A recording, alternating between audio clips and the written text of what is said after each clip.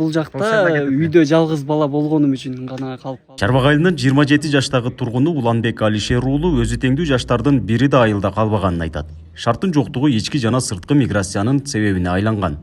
Жумуш орундары эмес дыйканчылык кылганга да чек ара айылында мүмкүнчүлүк жок дейт. Өзү айылдагы мектепте мугалим болуп иштеп калган. Үй бүлөдө жалгыз бала болбогонумда өзүм курактуулар сыяктуу көчүп кетмекмин дейт. Эч бир классташым жок. Азыркы күндө бир гана өзүммүн. Үйдө жалгыз бала болгондугума байланыштуу ушул жерде жашап жүрөбүз.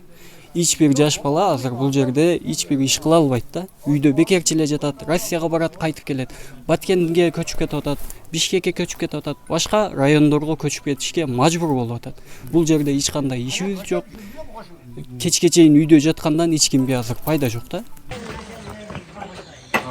Мыктап салыптыр да. Миграциянын күч алышынан улам айылда бир топ үйлөр бош калып кароосуз турат. Бул үйдүн ээси да көчүп кеткендиктен жергиликтүү бийлик сатып алып, бала бакча уюштурууну көздөп жатыптыр.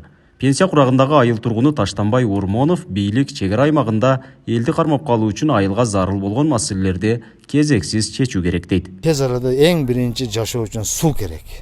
Суу керек миграцияны токтотуу үчүн. Экинчи ушул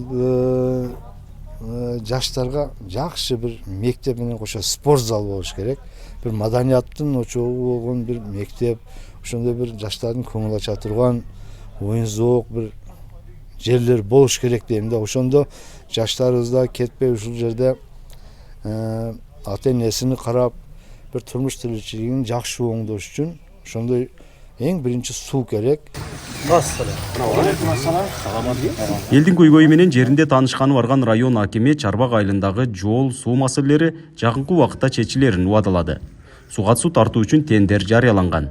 Бардык көйгөйлөр кошуна өлкө менен чек аранын чечилбей жатканына байланыштуу болуп келгенин айткан аким мындан ары тоскоолдуксуз ишке ашырылат дейт. Буга чейин Өзбек Республикасы менен чек ара маселелери чечилбей келгендиктен чек арага жакын жерден сууну монтаждоо иштерин тартып, башкача айтканда курулуш иштерини жүргүзүүгө Өзбек тарап тоскоолдук көрсөтүп келгендиктен болбой келген. Тоскоолдуксуз жерден алып келгенге шарт жок болгон, мүмкүнчүлүк жок болгон. Ошондуктан бүгүнкү күндө Өзбек Республикасы менен чек ара маселелери, делимитация маселеси чечилген.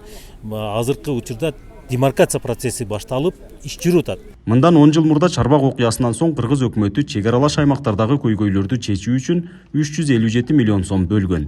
Бул каражаттын эсебинен Чарбак айылындагы жол, суу маселелери жана ФАП спортзал курулуусу убадаланган. Учурда ФАПтан башка көйгөйлөр убада бойдон кала берген. Ошол убадалар кээ бир аткарылды, кээ бир бардыгы эле аткарылбады да. Аткарылбай эле калып атты. Биздин Кыргызстанда өтө жакшы сөздөр болот, айтылат. Керек болсо президент тарабынан токтомдор чыгып бардыгы каралат, бирок кагаз жүзүндө кала берет экен да эми. Кудай буюрса мына Садыр Нуркожоевдун немеси менен эми бир түз көз карашта болуп, бизге окшогон бир айылдарды камкордукка алат деген чоң үмүтүбүз бар. 2013 жылы Өзбекстандын Сох району менен Баткен районунун Чарбак айылынын ортосунда чыр-чатак орун алып, ондогон кыргыз жарандары барымтага алынган. Өкмөт тарабынан убадаланган маселелер чечилбей, 10 жыл аралыгында айыл эли шарттын жоктугунан башка жактарга көчүп кетүүгө аргасыз болушкан. Нургазы Жайнаков, Регион телеканалы, Баткен облусу.